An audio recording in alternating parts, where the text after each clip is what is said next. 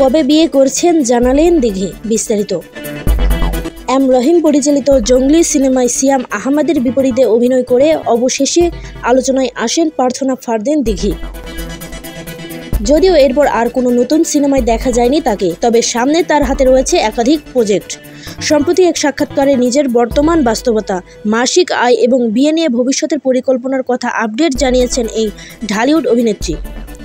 আপাতত বিয়ের পরিকল্পনা নেই বলে জানিয়েছেন দিঘি। তিনি বলেন, বিয়ে নিয়ে এখনও ভাবছি না। আরও 10-15 বছর পর যখন মনে হবে ক্যারিয়ারের যা চেয়েছি সব অর্জন করেছি, তখন বিয়ের কথা ভাবব।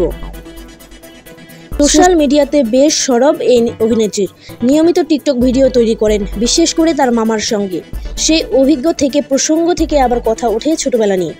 দিঘি বলেন, ছোটবেলায় আমার ফোন ছিল না। মামার ফোনে প্রথম টিকটক ডাউনলোড করি, তাকে জোর করে ভিডিওতে আনি। পরে দেখি মানুষ এটা দেখছে, লাইক করছে, তখন মামাও মজা পেতে শুরু করে। মামার প্রসঙ্গে তিনি আরও বলেন, অন্যকে আর্টিস্টম্যান নিয়ে ঘেরা, আর আমি আমার গার্ডিয়ান মনে করি মামাকে।